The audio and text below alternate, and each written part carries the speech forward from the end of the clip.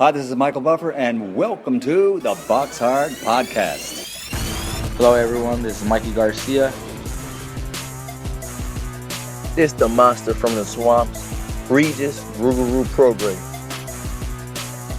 Hey, what's up? This is King Carlos Molina, former IBF world champ.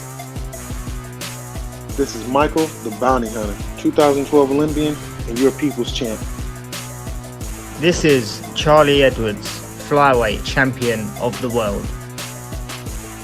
This is Fast Eddie Chambers, and you're listening to the BoxHard Podcast with my main man, Joey Coastman.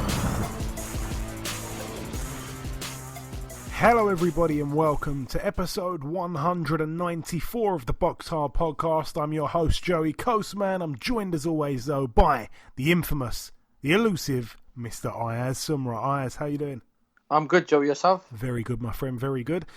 Right, I don't believe this show will be, will be very long in terms of the length and stuff. I don't think there's too much to go over, really. We're going to start, obviously, though, with the review part. We're going to start at the Allianz Cloud in Milan, Italy. Obviously, a Match from Italy show. It was on the Friday night.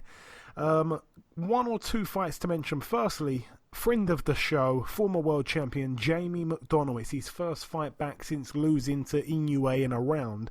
He picked up his 30th career win, now 30-3 with one draw. It was a unanimous decision over 6 rounds against the very tough journeyman Christian Nevaez, who's now 15-16 with 4 draws. I think he'd only been stopped the one time. And topping the bill, Francesco Patera, 21-3. He successfully defended his EBU European lightweight title against Paul Highland Jr. 20-1 going in now, 20-2. Obviously it took Ritson, I think it was 1 or 2 rounds to get rid of him. I think it was 1 round. And we kind of said Patera beating Ritson, you'd have to kind of look at that and say he's the favourite. He was actually able to get Highland Jr. out of there after 6 rounds, so it's a TKO there for Patera. Paul Highland Jr. really did give it a go, though. I'd like to see him take on Sean Mashadod, perhaps, if Mashadod's still fighting. Moving out now to York Hall in Bethnal Green, London, United Kingdom, a card that I was actually there for. I want to start on the undercard with CR Ozgul, actually. A guy that, like I say, he got knocked out by Mikey Saki. Mikey Saki was 5-2. It was for the Southern Area title. That was way back, though. And obviously, since losing at Southern Area level, being knocked out, Ozgul, I think he was 14-0.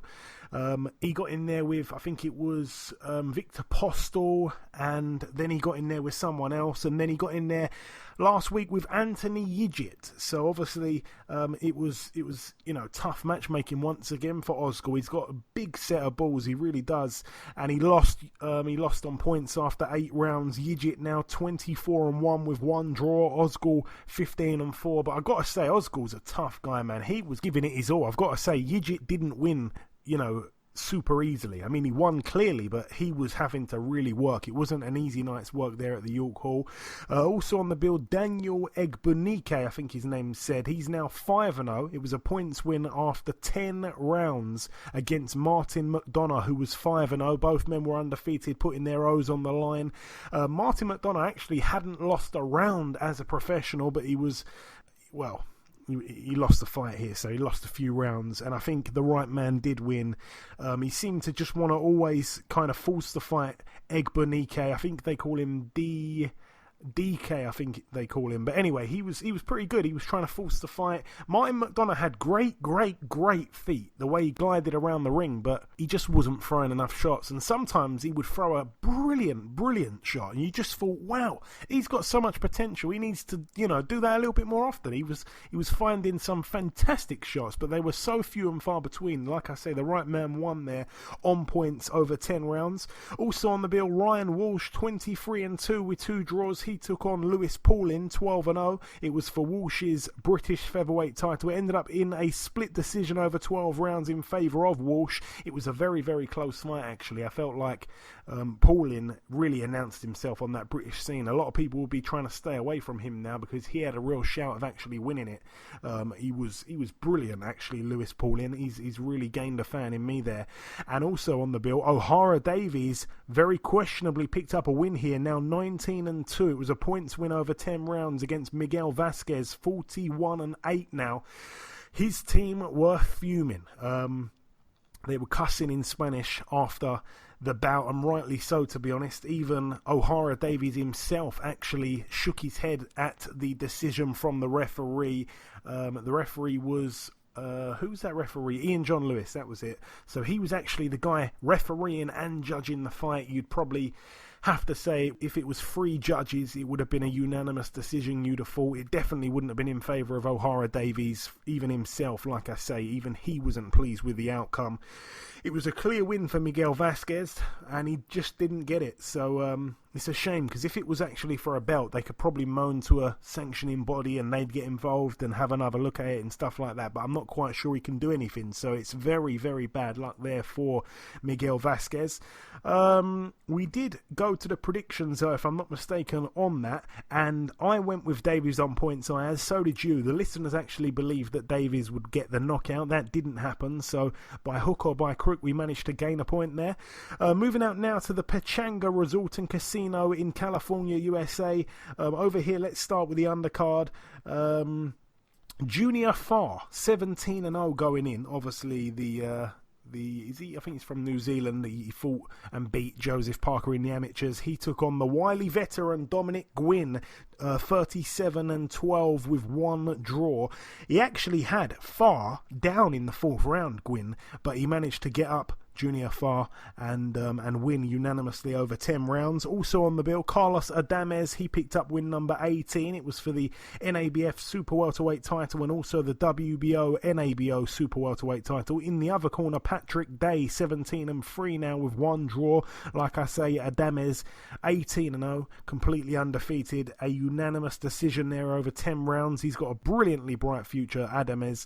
And topping the bill, Richard Comey, 28-2. He took on Raimundo Beltran, 36-8 with 1 draw. Friend of the show. It was for the IBF World Lightweight title. Obviously, Beltran actually fouled the weight, so the belt wasn't on the line for him, unfortunately. He came over, I think it was almost 2 pounds over the limit. Beltran was actually down on the canvas twice in the first round, and he seemed to come back into it, actually. He seemed to have, I wouldn't say have Comey in trouble as such, but he seemed to really have great moments where he seemed to hurt him a few times, Comey. And it was credit to Beltran, like I say, because he is a guy that, honestly, he's past his best, but he's still able to mix it with these type of fighters. Like I said on last week's show, I felt like Comey was getting Beltran at the right time. I actually predicted the knockout, and that is what happened.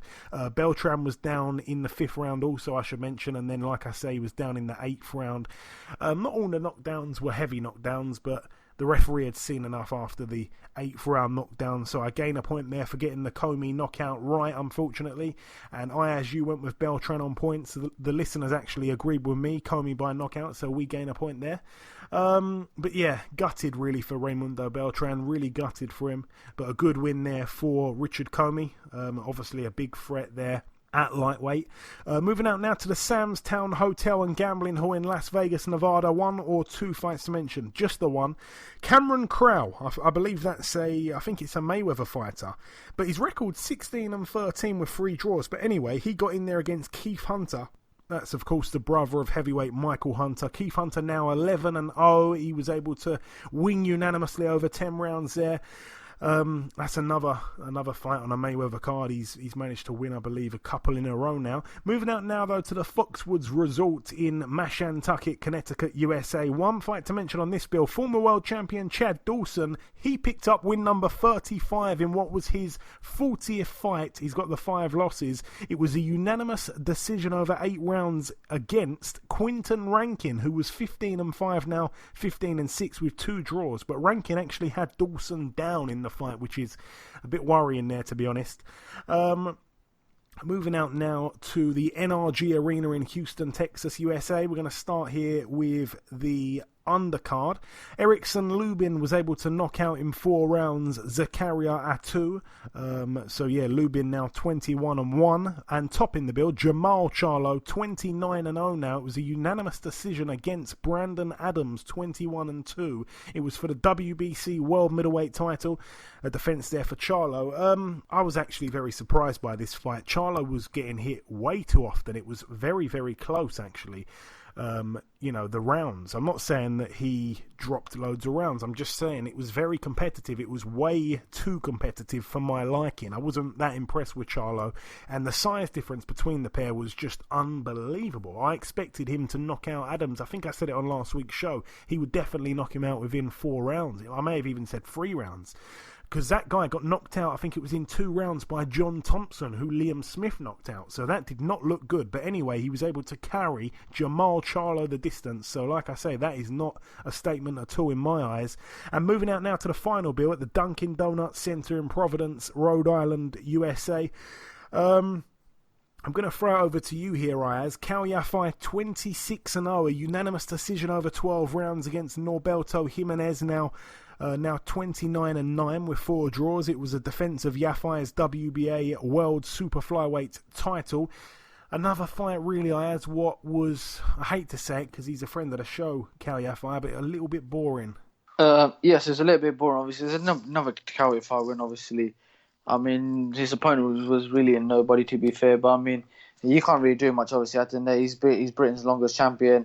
I mean, to be fair, he needs a big fight. He needs someone like Charlie Edwards. Estrada, Charlie Edwards, Estrada, Chocolito. I mean, he's fought all these like nobodies. He needs a big fight now, I think. Obviously, let's just see how he steps up. Yeah, I do really want to see that Charlie Edwards fight. I feel like he's had a few of these lackluster performances, Cal Yafai, and I think a big fight with Charlie Edwards, especially because it's an all-British thing, but I feel like he would get good money and we'd all be interested. It's just a fight where if he was to win it, that would kind of catapult him a little bit higher up in that in that world title kind of level. I feel like he would have a brilliant career. If he beats Charlie Edwards, then he certainly gets my check mark, if you like. He's already got my check mark, but a fight against Charlie Edwards, that's got a bit of real beef. It's been brewing for a while now. Let's just make it happen. They're both going to get career high paydays. Why not? I mean, Charlie Edwards wants it. Let's see. Joseph Parker managed to pick up win number 26. He's got those 2 losses. It was actually a TKO in the 10th round against Alex Leapai. I couldn't believe it went as far as the 10th round. It wasn't a great card, in all honesty, the whole bill here in Rhode Island. Leapai, I mean, he was taking big shots, real spiteful shots from Joseph Parker. And I thought the old guy Leapai, 39 I believe he was, in the ring on Saturday night, I couldn't believe he was taking the shots. I mean, Parker was ripping to the body, to the head. He was finding him with monstrous looking uppercuts. It was real spiteful, but he managed to go 10 rounds, and it was the referee that jumped in, actually, and Leapai was protesting straight away. He wasn't happy about it. It was one of those fights that kind of does take time off your career and stuff like that, even possibly your life, really, because it was just completely one-sided. Parker won every single round, but Leapai wasn't going to go anywhere, and that was quite surprising because I thought Parker would probably take him out within a few rounds.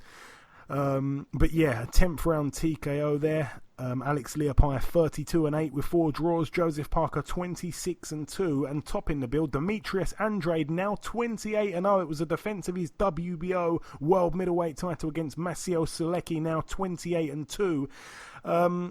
Andrade, at the very start, when he was able to put Selecki down in the first round, I thought, whoa.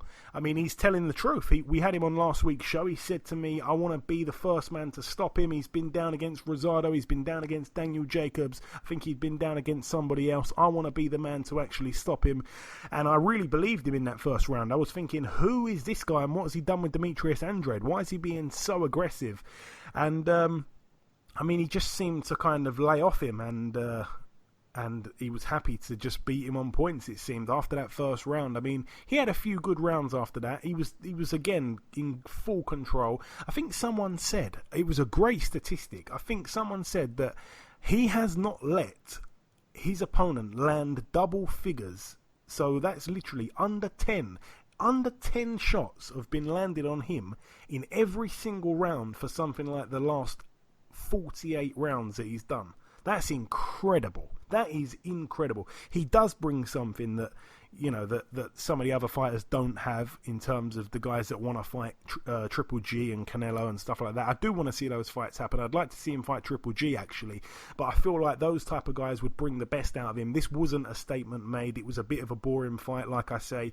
But he looked great in parts of it. But some of the other parts, he was just happy to coast. And unfortunately, that's not what the fans like. And before he signed with Eddie Hearn, he was very, very inactive. And with performances like that, you kind of understand perhaps why. But again, I take nothing away from Andrade. He is one of my real favourite fighters. I think he's one of the very best in the world. So I'd love to see him in these big fights. But please, not another Selecki, not another Calton Dokwa. We want to see the big names. We'd like to see the Billy Joe fight, even though I think Billy Joe himself is to blame for that fight not happening. But it is what it is. Any words on Andrade Ayaz just before we wrap it up? I mean, to be fair, he just needs a big fight. That's what I mean. Both him and Calio both need big fights, and that's what it is. Yeah, and Joseph Parker. I think all three of the main attractions on that card in Providence all need big names to fight. So, it wasn't a bad card in terms of the names. I was looking forward to it, but the action just wasn't great. And it's perhaps because all three of those guys may have been a little bit unmotivated for those opponents. I don't know. I'm just throwing a lifeline in there. But that is about everything for the review part of the show. Just before we wrap up part one, the last thing to do is to welcome our very first guest. Ladies and gentlemen, please welcome the 2016 Olympic silver medalist and the undefeated featherweight world contender. It is, of course, Mr. Shakur Stevenson. Shakur, welcome back on the show. What's up? What's good? What's up? Shakur, we last spoke, like I say, back in January. It was just after that win over Jesse Rosales. Obviously, you fought once again in April against former world title challenger Christopher Diaz. You pretty much shut him out, really, over 10 rounds. Please talk us through that fight briefly. I guess that was a fight where everybody said I was taking it too early, and a lot of people thought that he was going to beat me. I don't know why they would think that, but I went in there and I whitewashed him. It was an easy fight. I think I won every round. If I ain't won every round, I probably lost one round. I didn't even think I lost one round. But it was an easy fight, so. And Shakur, beating a guy like Diaz, I mean, obviously he'd only lost the one fight to Masayuki Ito, a world champion. Does that kind of give you a little bit more reassurance that you are at that top level this early on in your pro career, or perhaps not? Nah, I already knew that. I told you I've been in the ring with Lomachenko, Crawford, Gary Russell. I done been in the ring with world champions already, so I already know what kind of level I'm on. So I knew that, but the world didn't know that, so. Yeah. They got to see it. Yeah, very well said. I like that answer there. And obviously your next fight has been penciled in for July 13th against Franklin Manzanilla. Tell me what you know about this guy, Shakur. I'm not going to act like I know a lot about it. I don't know too much about him. The most things I know, that dude that was giving Rigondeaux a hard time, his last fight, I guess that dude beat him, the guy I'm fighting. Yeah. Beat the dude that was giving Rigo a hard time. That Rigo knocked out. Yeah, this guy Franklin, I mean, he's got 17 knockouts from 18 wins. Obviously, quite a big puncher there. And he's got 5 losses, but he's only been stopped once, and it was almost 7 years ago. In his very last fight, he actually boxed Ray Vargas for the WBC Super Bantamweight World Title, and he lost on points, but he actually had the champion down in the second round. He was giving him trouble. Exactly. Yeah, I was going to say, he was giving him trouble. Yeah, he had him down in that second round. So, yeah, he's probably the biggest puncher you'd have faced thus far in a pro ring, Shakur. I don't agree with that. I think Chris Diaz was, because the difference between him and Chris Diaz is Chris Diaz was coming down from 130. He's coming up from 122, so I don't agree that he will be the biggest puncher. Okay. That I thought, but it's up for debate. Both obviously big punchers, like I say.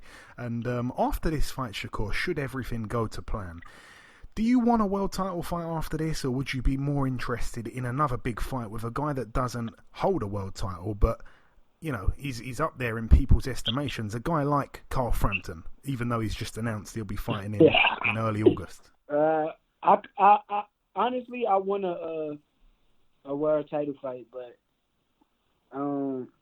I think that Oscar Valdez is moving up to 130, so if anything, I would rather me and Frampton fight for the title. I'm number one in the WBO and I'm number one in the WBA now. So I feel as though it's time for a world title shot after this fight.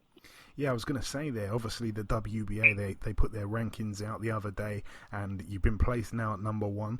Obviously at the minute the full champion is Leo Santa Cruz, but it's a bit annoying because obviously the politics in boxing, you'd feel probably prevent that fight from happening. So being number one, it's great. It's a great statistic, but that's a fight that probably, unfortunately for boxing fans, won't get made.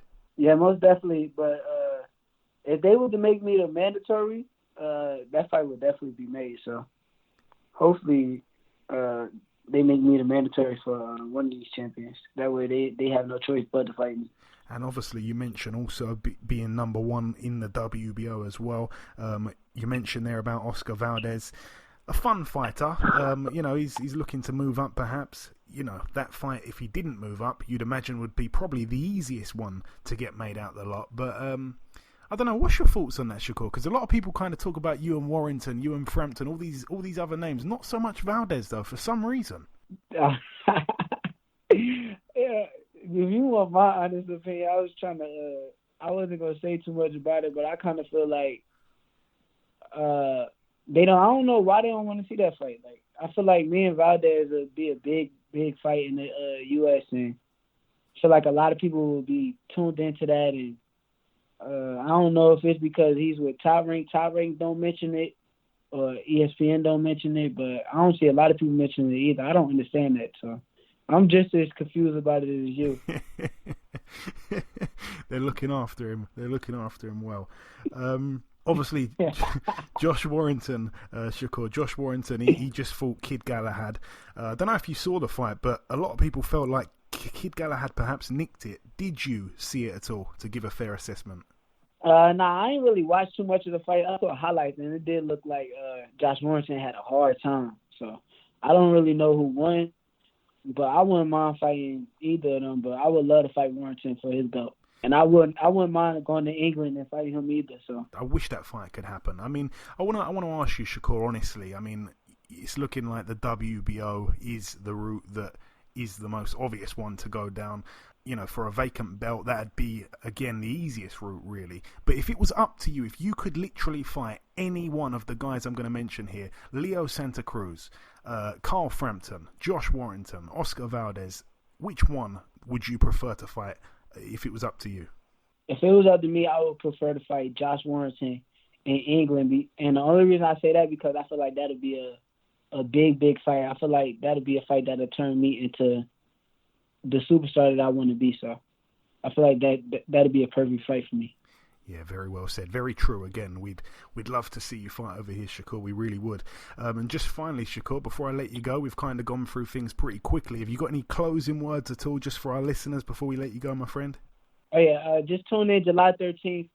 I'm fighting on ESPN, and I'm ready to put on the show now. So it's against Frank Manzanilla. He's a tough competitor, but it's my time, so I'm ready to show out for my city. Absolutely, absolutely. Best of luck, Shakur, for July 13th. Thank you so much for your time, and I'm sure that we'll talk sometime after. All right, thank you.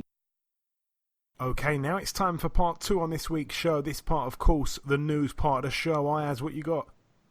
Michael Conlan will face Argentina's Diego Alberto Ruiz, live and exclusive on ESPN Stateside and BT Sport in the UK on the 3rd of August. Yeah, obviously it was supposed to be nicotine.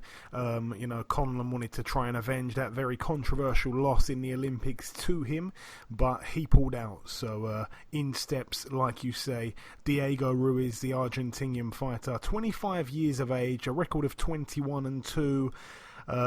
These 2 losses came, to guys that were not very good. He got disqualified against a guy who was 4-4 in 2015, and he lost unanimously over 6 rounds to a guy that was 3-2 with 3 draws back in 2016. So very, very padded record, actually, and obviously it's going to be a spectacular win for Conlan on the night. It's a big step down, to go from nicotine to this guy, but it's not necessarily Conlan's fault.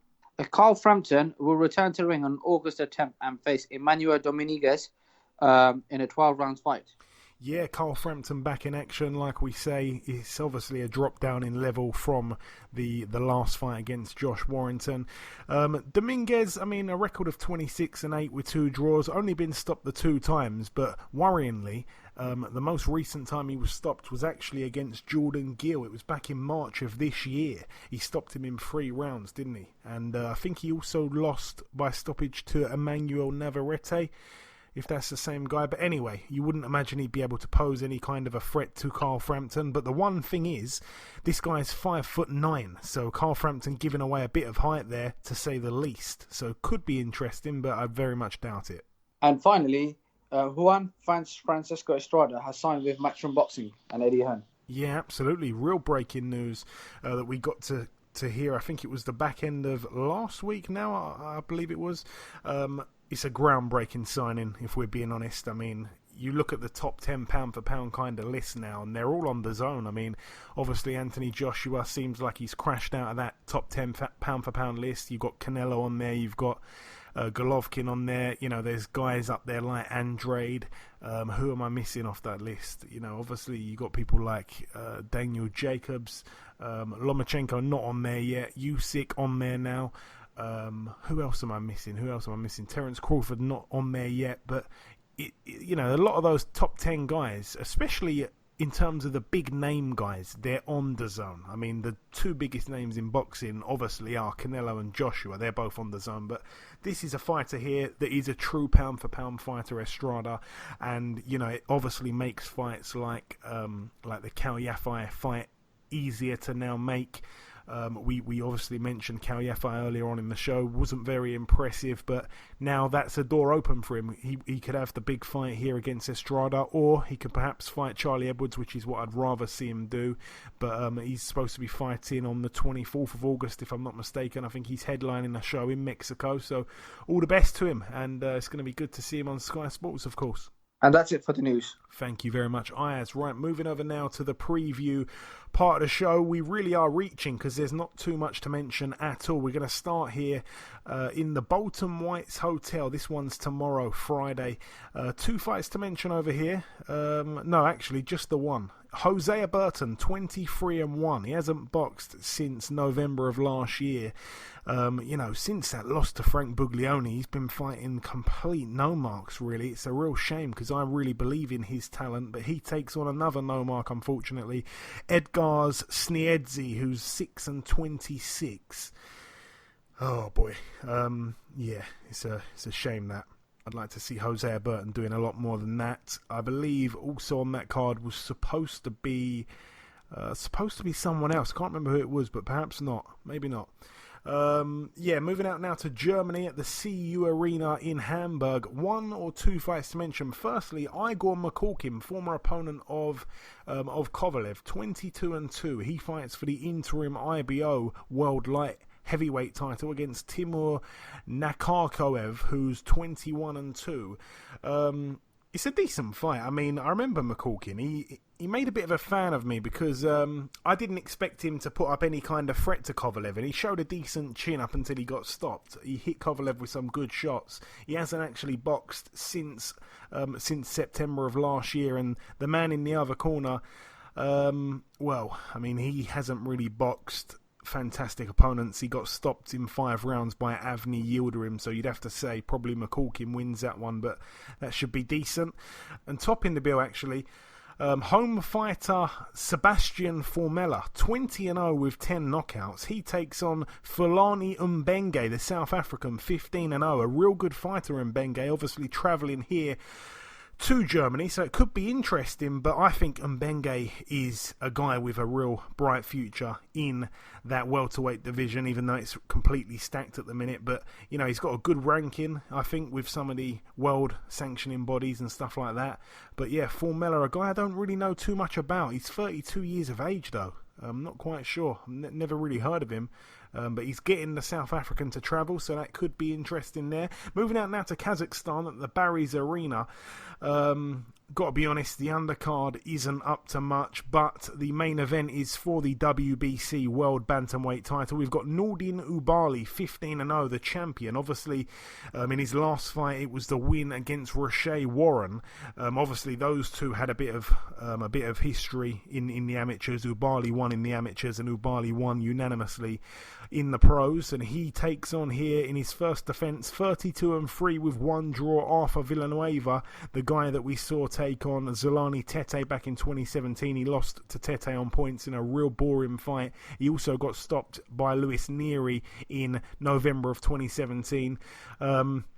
Yeah, it's a decent defence for Ubali, really, I suppose. It's not a great fight. It's not one I'm going to be watching, I don't think. I think it may be on IFL TV, if I'm not mistaken, that one, or Box Nation. It's one of those two.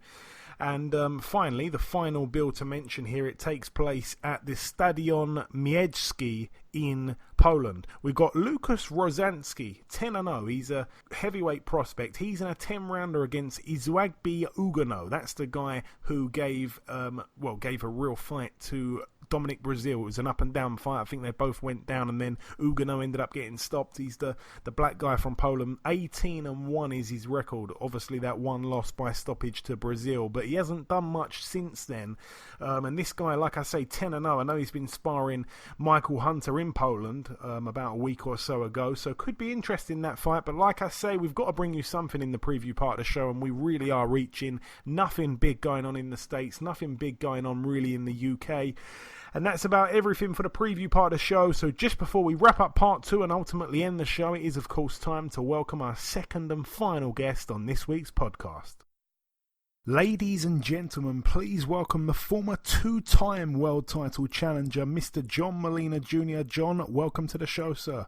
Thank you for having me. Hey, it's a pleasure to have you on, John. So it's the first time you've been on the show. I want to start just by saying that one of the very best fights I've seen in the last 5 or 6 years, probably more than that, has to be that fight you had with Lucas Matthysse. What do you remember from that night? It was a complete war. Brilliant fight. Definitely a great fight. One that I thought we should have done it again, but it was an all-out slugfest. It was my first introduction to 140 pounds. As this next fight will be my first introduction to 147 pounds. Yeah, and like I say, an epic fight. For anyone that's listening that hasn't seen it, boy oh boy, go and check that one out. And obviously, John, last time you boxed was earlier this year against Omar Figueroa. Omar managed to get the win unanimously, but the fight really could have gone either way. Am I correct in saying that you felt you certainly did enough on the night? I believe I did enough. I think the boxing experts around the world thought that I had the nod. That I got the nod, but it is what it is, water under the bridge, and we're off to the next. And talking of the next, that will be against Sergey Lipinets. What do you know about Sergey, John? Sergey's a tough kid. I've known him since he came over to the States. Very tough, durable, formidable opponent, and he's an ex-world champion for good reason, because he's, again, a tough guy. But I know he's going to come and bring it that night, so it's going to make for another explosive fight, which all my fights seem to always be that way. And, you know, you mentioned that you've known the guy for quite a while. Obviously, I'm guessing you must have tuned in for his fight against Peterson and probably against Mikey. He's got that kind of come-forward style, Lipinets, but I'm sure that kind of works hand in hand. You want a guy to come to you, and if you land with that right hand, very rarely do people get up from that. I'm sure, you know, the styles gel real good. Absolutely. I think the powers that be, when they put this fight together, knew exactly what they were doing, and it was going to be a good, a good segue into the Pacquiao Thurman card. And again, I think it's a great fight stylistically. I think he's a tough opponent and ex-world champion for good reason. And I'm looking forward to this fight. Definitely looking forward. I'm not gonna have to go find the guy, to say the least. And talking of the main event, Manny Pacquiao versus Keith Thurman, another cracking card here. Who do you like, I should say, in the main event? Because it's a real intriguing one. I really like the fight. Yeah, you hit the nail on the head. It's very intriguing. It's a great fight. Everyone's judging off of Thurman, off of his last performance. And what people don't know is that Josecito Lopez is no slouch.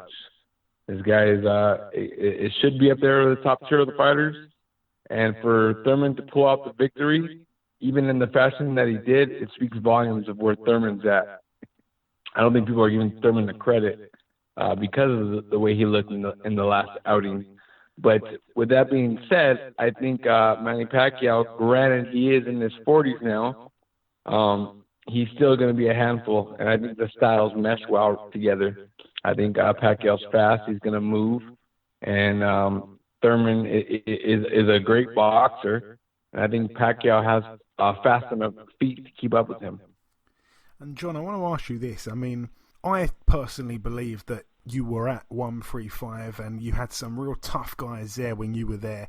Obviously, you moved up to 140 and you just kind of landed in bad luck with all the guys that was there, especially the likes of Terence Crawford. But I really feel like you were a guy that was certainly good enough to become a world champion. Do you ever kind of feel like you've underachieved, if anything? You know, being a guy that started boxing at 18 years old, I feel like I've gained a lot of accolades and a lot of respect in the sport, to making my profession, to making my livelihood. And I've given a lot to the sport, and I feel the fans appreciate what I've given to the sport. But I'm not done yet, and I'm not going to say one way or the other about a world title or not a world title. I've won every regional title. I've won every, the international title. I've won the interim title. I'm missing one covenant title, and that's a world title.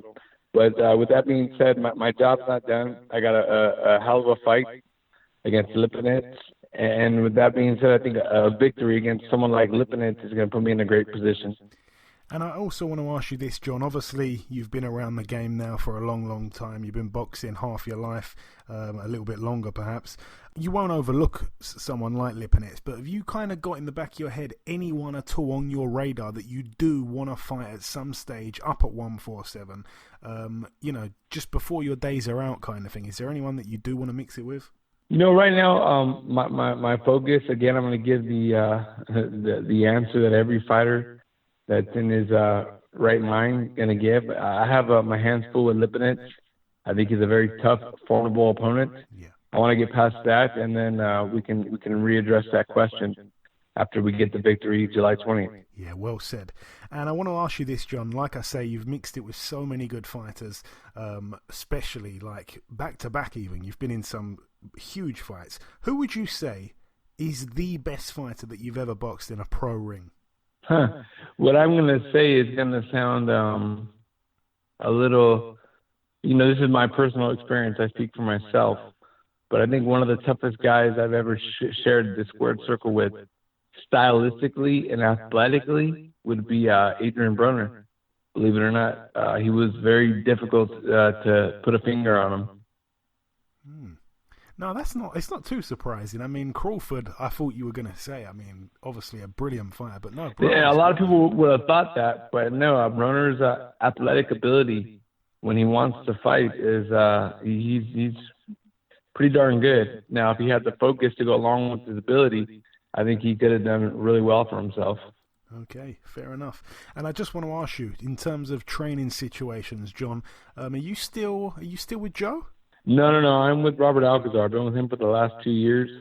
And the funny backstory to this fight is Joe Goosen is now training Sergey Lipinets. Yes, of course. I should have thought of that. Yeah, that's crazy. I mean, what's that going to be like, being in the corner opposite to Joe? It's all business at the end of the day. And you said it best yourself. I'm a veteran of 13 years as a pro. And there's nothing that anyone can do in that ring that I haven't seen before, whether that be with Joe Goosen or any trainer for that matter. But I respect Joe. I think he's a hell of a trainer, one of the best that I've ever had. And I know he's going to have Sergey in tip-top shape, ready for the fight. So expect fireworks.